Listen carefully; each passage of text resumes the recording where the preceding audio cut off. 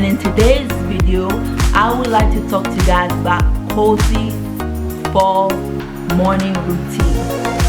So we're gonna start with cozy fall morning routine, and we're also gonna cover various other topics.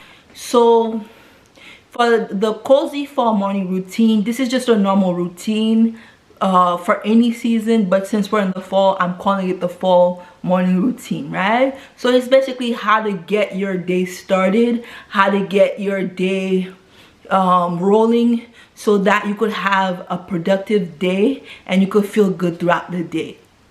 So the first thing, and I'm going to give you some steps in no particular order.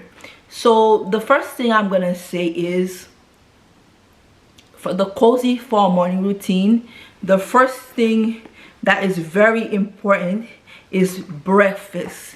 You have to eat a nutritious breakfast because you're breaking the fast from the night. So one thing is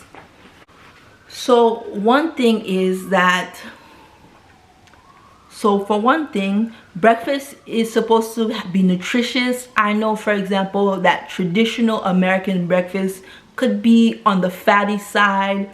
You have hash browns, you have bacon, you have eggs, you have a whole bunch of sides that's mostly made out of processed food, donuts, sugar, coffee, really sugary coffee, sugary tea. But I've learned over the years, because before I was not a breakfast person, I didn't like breakfast that much, and to tell you the truth, it's still not my favorite meal of the day. I'm more of a lunch dinner person.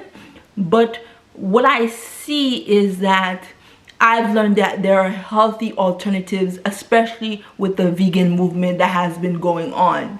So think things like wraps, like avocado wraps, tuna wraps. Think things like yogurt. Think chia pudding, chia seed pudding.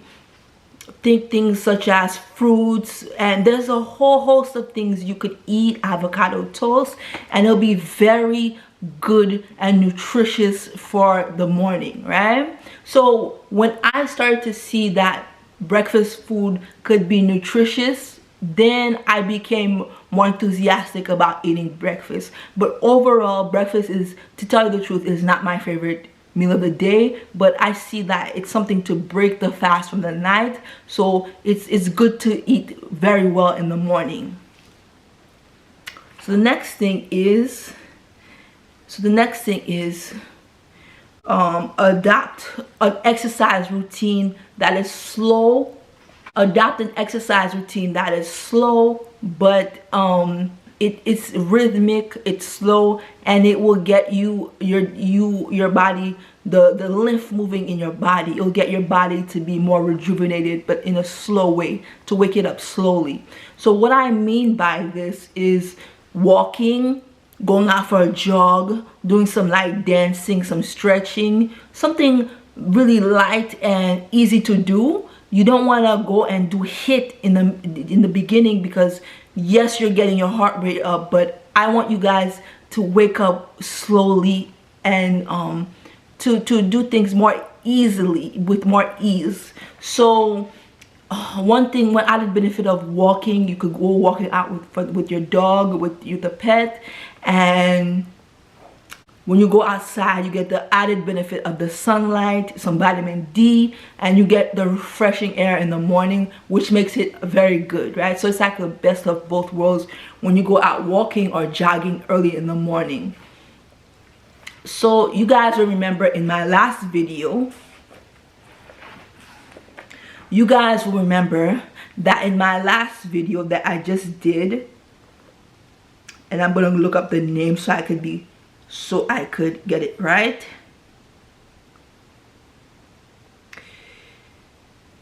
Okay, you guys will remember that in my last video,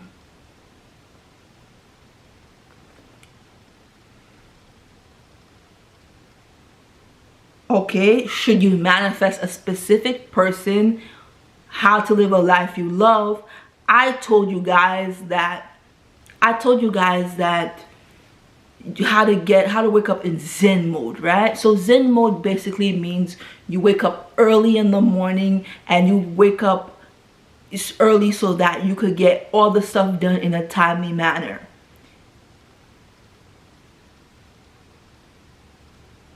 So when you wake up and do things in a timely manner, you're not rushing, you're not eating things fast because you just woke up 10 minutes before time.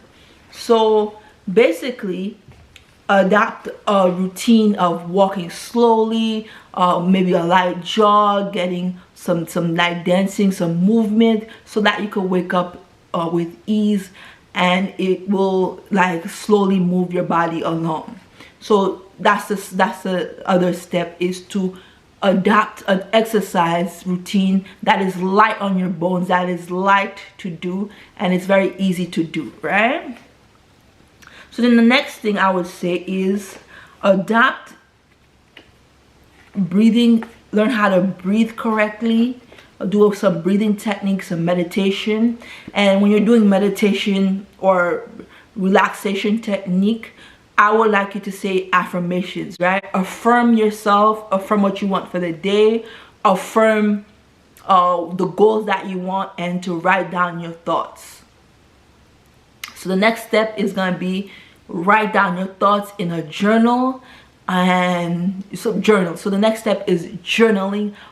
Journal your thoughts, right? So journaling is something, it's very, I like to do it because it's like you're writing down your thoughts, you're writing down your goals, and you're basically putting everything down from your head to the paper, so that you let the burden out of your head, so that you're writing your thoughts down and you can have it recorded down, right? So journaling, something I like to do is called introspection, right? Which brings me to my next topic, journaling and introspection. So with journaling and introspection,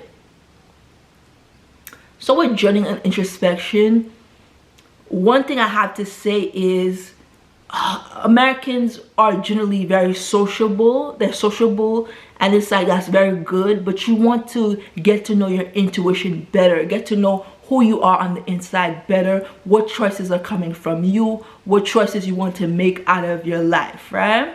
So a lot of times what I will see is, before introspection, people will give you advice, will ask for advice, and sometimes a lot of the advice is coming from what they think is best for you. And so even though they mean good by you, some of the advice is tainted by what they want for themselves, what they think is best for you based on what happened to their own life, right?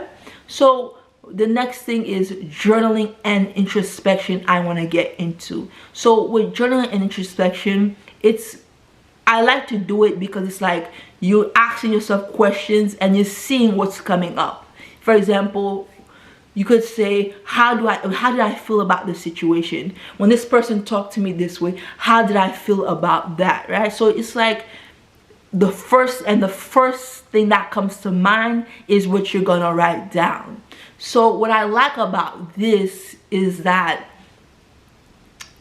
it's like you're basically getting to know yourself on a much more deeper basis, right? It's like you're looking inward, and when you introspect, you get to see, okay, what do I really think about this? So you would first start off with something very small, like, what do I like to eat, right? Sometimes when we go out and you're going out with your friends or in a group, it'll be like, what does the group want? Or you just think quickly because you're trying to appease the group, right? But sometimes you can have something where it's like you ask yourself, okay, let's start with what do I want to eat at this moment? And when you listen in on your intuition, the first simple food choice that comes up, that would be what you would write down. You know what, I'm really feeling of having some cereal for today, or I'm really thinking of having some avocado and some toast today. So whatever is coming up first, that would be the first inclination that you would have. And there's no right or wrong way to do this. It's just you ask yourself a prompt, like a question. What did I feel about this situation when this person said this to me? Did it make me feel okay? How did that make me feel? So one thing you'll see is the more you introspect, the more you journal and you write down your thoughts. By the way, when you're journaling, you could write down your goals, you could write down your life plan, you could write down how you feel, you could do stream of consciousness. There's no set way you could do it, but you just want to get your thoughts down so that they don't burden you. They're not such a burden on your head that it's not swimming in your head all day long. So what I see is when I write down thoughts down, what ends up happening is that I no longer worry about them because they're already written down. For example, if I have a grocery list, I write it down. I don't have to be burdened with keeping it in my head so I can remember it. So that's one thing about introspection and writing down things. It's like it gets the burden off your mind and onto the paper so that you can move on with your day. So with introspection, some things I would like to ask you is to start off with something very simple, right? Like, for example, what do you like to eat? And then as you keep going on and on, you could ask yourself deeper questions about how you feel about certain situations, some goals you would like to accomplish. And there's several self-help books that teach you how to ask yourself certain prompts about your love life. For example, how you feel about certain situations about your love life. Why do you think you're stuck in a certain area? Like, for example, if you're a person you would like to date but you never go out on dates and you're too afraid to do that, it would go in and ask you some prompts so you could dig deep inside to see, okay, there's a blockage there. Okay, I feel like when I put myself out there, it's like I feel unsafe, right? So it's basically, you could work through psychological prompts. There's some self-help books that is very good for that. And what I noticed with journaling is that you really just writing and expressing yourself, and that's the main reason why I do it, right? So basically, with journaling, it's like you're saying to yourself, what do I want? What do I like? What don't I like? And so on and so forth, right? So on and so forth. So then the next topic I would like to go into is the topic of disapproval. Disapproval, right?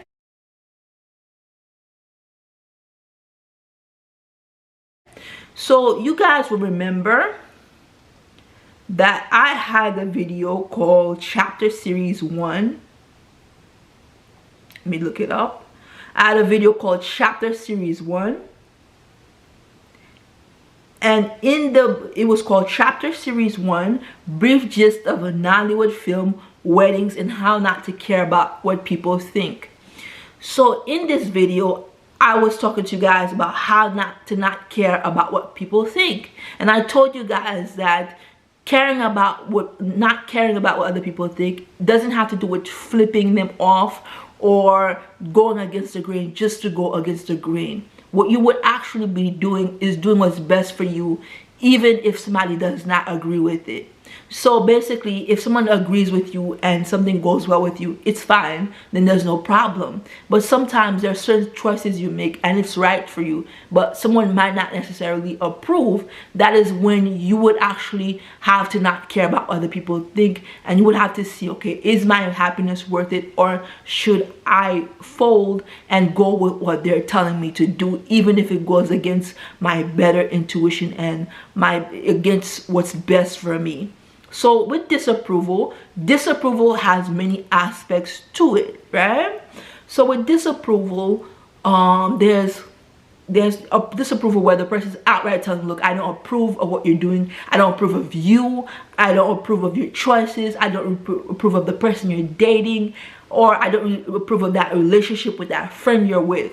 So it could go on many ways, like the person's outwardly expressing to you that they disapprove of the choices that you're making or a choice that you made. So with everything in life, you always want to get the acceptance of people you care about, because you want to always think that you're making the right choices. With disapproval, if someone is disapproving of what you're doing, it kind of sets you off balance, because you want them to approve, but at the end of the day, you have to do what's best for you. So I've heard of certain situations where it's like the person they wanted to be with in a relationship with this one person, and what ended up happening is that the parent or the family did not approve of that person, and then they ended up with somebody else to appease the family, and now they have to live with the consequences of them not marrying the person that they were meant to be with.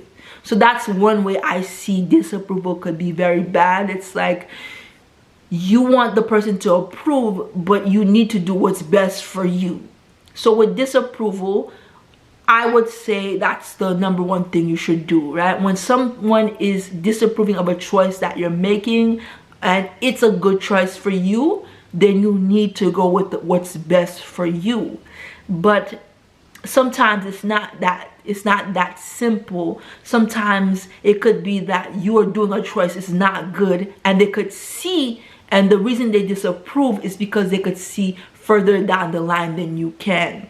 So sometimes I said that you could get outright disapproval. The person is telling you they disapprove, and there's disapproval where it's like they're giving you slight comments. There's disapproval where it's like they're letting you know very little ways, very subtle ways that they don't agree with your choices, and even though it's subtle, it hurts still, right? So one thing I would have to say is to communicate with them. When you talk to people or the person that's doing the disapproving, and you get down on a heart-to-heart level with them, and you tell them honestly, okay, what's going on? I recognize that you know, you disapprove of this choice. Why is that? And ask them to tell you, you guys to talk on a one-to-one level where there's respect. You could involve a counselor in which you guys talk to each other.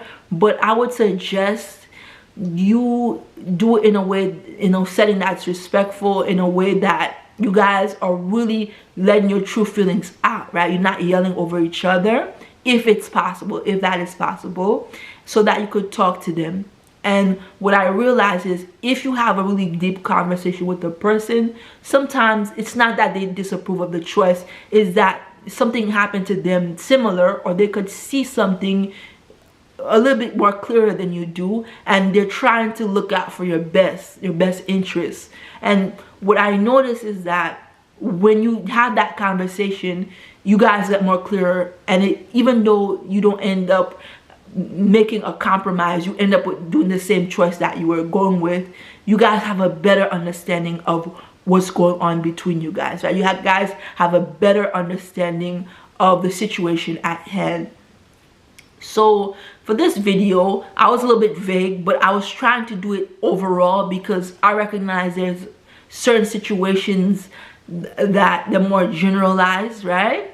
And to go on a little further, with them thinking that they know what's best for you, sometimes when you're in a relationship with a certain person, they don't approve of that person. Sometimes they do see a little bit farther than you do.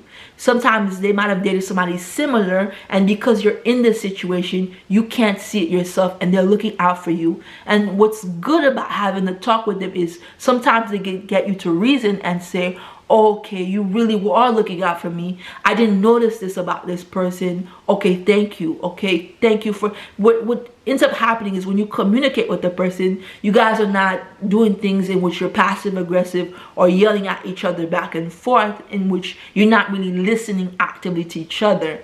But when you're doing a conversation, when you guys are talking and you guys are getting feedback and you're actively listening to each other, what's actually happening is that sometimes you could come to a compromise, sometimes you could do your own choice, but you guys leave with a better understanding of what's going on and why the person seems to be unhappy with all the choices or some of the choices that you make, right? So the conversation helps you guys to get clearer on what's going on, right? Sometimes you'll see they actually do have your best interest at heart, and it may affect the decision. Sometimes it won't, and that's completely fine, right? But you actually want to get to the bottom of disapproval, and if worse comes to worse, then you're gonna have to remove yourself from that person if they're not willing to talk to you, if they're continually trying to disapprove of a choice you feel is completely right for you. So then you guys, that's my video for today. My name is Christanie Jeune. I hope you really enjoyed today's video, and have a lovely day, you guys. Thanks. Bye.